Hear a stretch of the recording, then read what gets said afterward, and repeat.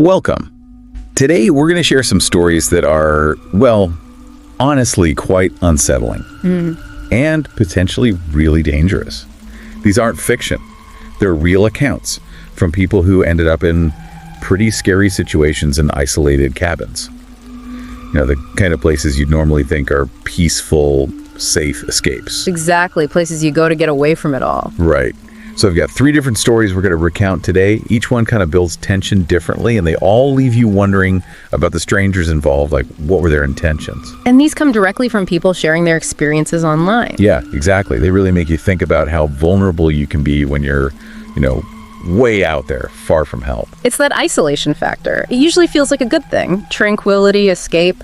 Yeah. But these stories show how quickly that can flip into fear when something unexpected happens, something potentially threatening. Definitely. The remoteness just ramps everything up. Amplifies that feeling of being exposed, yeah. No easy way to get help. Okay, so our first story takes us to northern Utah. Wide open country. This person lived in a remote house a bit outside a small highway town.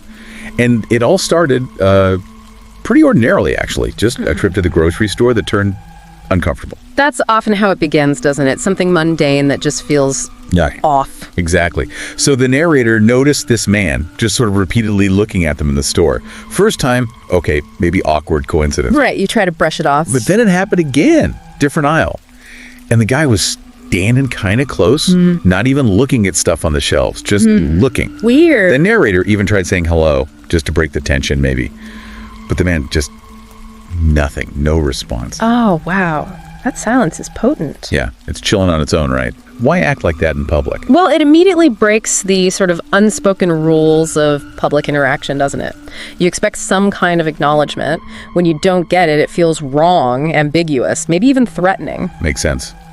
Your mind starts racing, trying to figure it out. Yeah, trying to assess the situation. Is this person dangerous? Why are they ignoring social cues? So that uneasy feeling, it really ramped up out in the parking lot. The narrator had parked a bit further away, and they see the same man standing between cars, just looking their way. And here's the kicker. No groceries. See, that's a big red flag. No reason to be just hanging out between cars like that. Totally. The narrator's first thought was, like, creepy trucker, almost trying to put a label on it, make it make sense somehow. It's that categorization thing we do, trying to fit something strange into a box, even a negative one, just to feel like we understand it a bit. Reduces the anxiety, maybe. Yeah, I was trying to explain it away. Yeah. But things got much, much worse when they got home. Bringing in the groceries, and suddenly they spot this truck, unfamiliar, parked way up on their property, like 40 acres, and it's parked off the dirt road. On their land. Yeah, and the lights were off. It was dark by then, and they were sure it wasn't there when they first pulled in. Okay, that's way beyond coincidence. Lights off, on private property. Yeah. That screams intent, someone trying not to be seen. Exactly. But again, the narrator tried to rationalize. Maybe, just maybe, he was a trucker, super tired, pulled off the highway to sleep, even though it was private land. Trying to find that harmless explanation again. Yeah. But they still felt weird enough to, keep checking on the truck through the curtains. Hours go by, the truck doesn't move. And slowly they start thinking, okay, maybe it is just someone sleeping. That fear starts to fade a bit. It's easy to let your guard down when nothing immediately bad happens, right? Time passes, no action. You start to think, okay, maybe I overreacted. Exactly. A false sense of security creeping in until the middle of the night. Dead quiet. Narrator wakes up, needs the restroom, and hears this. Creak downstairs, a sound they know isn't normal for their house. Oh, no. Looks down the stairs, and there's just enough moonlight coming in. Sees a shadow moving downstairs in the hallway. That is pure terror. Inside your own home, the one place you should feel safe. Totally. Any sense of safety is just gone, shattered. That unease from the store, now it's confirmed, horribly. The threat is inside. So, terrified, obviously. They back away quietly, grab their phone, call 911, and while they're on the phone, hiding, they hear someone walking around downstairs. Slowly. Just imagining that is awful. The waiting must have been unbearable. Then finally, police sirens. Suddenly, there's a noise downstairs, footsteps running fast. The police catch the guy as he's sprinting back towards that parked truck. They got him. They got him. And here's the part that it ties it all together in the worst way. He was the same guy from the grocery store. Wow. So he followed them, watched them, then broke in. Yeah. That's targeted predatory. Right, it wasn't random. And then the police found out he's armed. Armed. Oh, man. Yeah. And nothing, absolutely nothing was stolen from the house. Okay, so not a robbery. Not a robbery. Which makes you wonder, Yeah. what were his intentions? Being armed, stalking them, breaking in. It suggests something much more personal, much more sinister. That's the really chilling part, the unknown motive. It wasn't about stuff. It was about the person, the narrator, stalking, intimidation, maybe worse. The fact he was armed just underlines the potential danger, leaves you with a terrible feeling. Absolutely terrifying. Okay, let's shift gears. Our next story involves an Airbnb. Okay. A cabin. Looked like it was newly renovated. Narrator was on a road trip, picked this place a couple hours from their last stop. Thought a cabin would be nicer, maybe safer than a motel, you know. Yeah, that makes sense. People often feel that way. More private, maybe more secure. This story kind of challenges that idea, though. It really does. So the inside was nice, but the narrator mentioned the outside. Surrounded by woods, these perfectly lined up pine trees. It felt, quote, a little bit spooky. Just an initial vibe. Sometimes you just get a feeling about a place. Totally. And literally 10 minutes after they settle in, there's a knock at the door. That fast. Yeah. And crucially, they hadn't heard a car pull up, no footsteps on gravel, nothing. In a remote place like that, you'd usually hear someone approach. Right. That lack of sound is instantly suspicious. How did they get there without making noise? Or were they already there? Exactly. So the guy at the door claims he's the host. Just checking in. Described him as maybe 40-ish, gray and black beard, shaved head. Okay. But the narrator also noticed this really strong smell coming off him, like Wow. unusually strong odor was the phrase used. Another detail that just feels off. Our senses pick up on those things. Yeah. So despite the weirdness, the narrator just says they're fine, closes the door, figures maybe the host lives nearby or something, tries to brush it off. Okay. Trying to normalize it. But then, not long after, they take a shower, get ready for bed. Another knock at the door again. And again, no sound of the car, no footsteps. Now the narrator's really uncomfortable. Like, why is he back? He just checked in. Yeah, that's pushing boundaries. No reason for a second visit like that, especially unannounced. Right, they checked their phone, no messages, no call saying he was coming back, nothing. So just showing up again, knocking, persistent. Very persistent. The narrator calls out, asks what he wants. The guy insists they open the door, says he just needs to ask one more thing, promises it'll be quick. Asking to be let inside again. Yeah. Narrator refuses, says it's late. Yeah. And then silence. Just quiet outside the door. That's almost worse than the knocking. Isn't it? After a minute of this creepy silence, the narrator peeks through the little window on the door. Doesn't see him right there.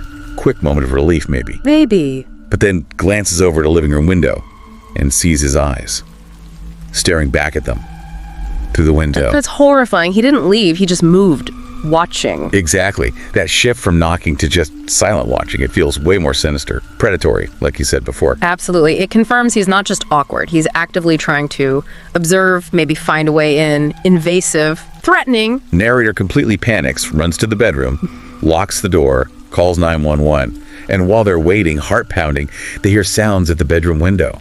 Someone trying to open it. Trying the window now, even though he likely had a key if he was the host. Well, that's the thing. The realization hits. This guy probably isn't the real host. He's an imposter. And he might have a key to the cabin, but now he's trying to get into the bedroom specifically. That realization must have been ice cold, trapped with someone pretending to be safe who clearly isn't, and they might have access. Utterly terrifying.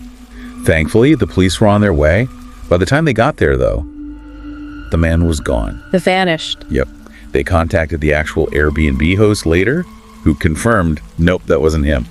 Someone impersonated him. Wow. So a planned deception? But why? What did he want? Exactly the question. Yep. Just like the first story, no clear motive like robbery. Just this terrifying encounter with someone who lied to get close, persisted aggressively, and then tried to get into the bedroom. What were his real intentions? We just don't know. And that unknown is deeply unsettling. It leaves you feeling incredibly vulnerable, targeted for reasons you can't even guess. Okay, one more story. This one takes us to northern Minnesota. A family trip, spring break.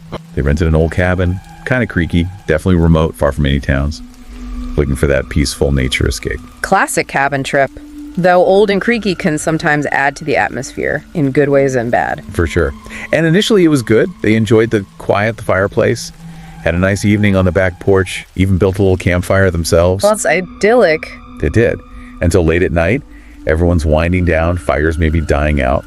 And suddenly, this sound comes from the forest nearby. What kind of sound? An axe chopping wood late at night out in the dark woods. Whoa. That's specific Yeah. and very out of place for that time of night. Jarring. Totally. There wasn't like animal noises. It was clearly human activity, but Wow. why then? Why there? It made the narrator really uneasy, even though they couldn't see anything in the dark. Yeah, that sound implies someone is out there active, doing something physical, just beyond sight. Creates immediate tension. So they put out the campfire, head back inside, lock up.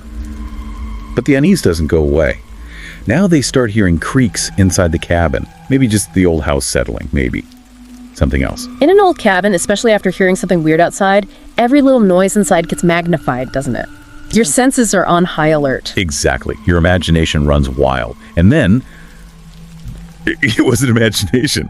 Loud knocking starts. Bang, bang, bang to the front door, like shaking the door. Oh, man. Not just a knock, but aggressive banging. Yeah. The mom freaks out, calls 911 immediately. The narrator creeps up to the people to look. What did they see? Sees a man standing there in the dark, just staring at the door. And he's holding an axe. A big, heavy wooden axe. No! An axe! The sound they heard earlier? It was him, and now he's at the door with it. Yes, just standing there holding it, staring, not saying anything. Pure menace. That image alone is nightmare fuel. He gets worse. He keeps banging on the door harder and harder, and then he strikes the door with the axe. He attacked the door. Yeah. The metal blade actually bit into the wood, pierced through. Oh my god. Family just runs. Gets to the farthest room back in the cabin, locks the door, huddles together. They hear a few more hits on the front door with the axe, and then silence again. That silence, after such violence, just waiting, wondering what's next. If he got in, if he's still out there. It must have felt like forever, just waiting for the police, listening to every tiny sound. Absolutely terrifying. Police finally arrive. They find the front door, damaged, axe marks in it. Yeah. But the man, gone. No sign of him anywhere. Just vanished into the woods again. Seems like it. The theory was maybe the campfire attracted him.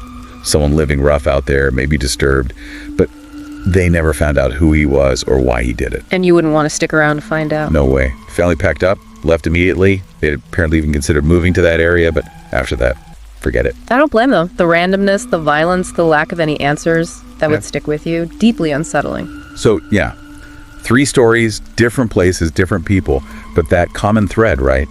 That feeling of safety and isolation just shattered. Cabins that were meant to be peaceful turning into places of real fear. It really shows how vulnerable you can feel when you're cut off and you run into someone whose reasons, whose intentions are completely unknown and seem dark. It's a stark contrast, isn't it? The idyllic image versus the potential reality. These accounts are powerful because they ground that potential fear in real experiences. They really are. And they're a good reminder, I think, to always be aware of your surroundings, even in places that seem totally safe and remote. Think about security. Trust your gut. Absolutely. That gut feeling, that initial sense of unease in these stories, it was often right. Listening to that matters. And we should remember the impact these kinds of experiences have. They stay with people. Definitely. It's not just a spooky story, it's something they lived through, something that likely changed their perspective significantly. Well, thank you for listening along with us as we share these really quite chilling accounts today. Yeah, thanks for tuning in. If these stories gripped you, made you think, please do give us a like, share it with someone who enjoys these kinds of true scary stories, and subscribe to our channel, Horror Docs, for more. We'll have more stories for you soon. Stay safe out there. Bye for now.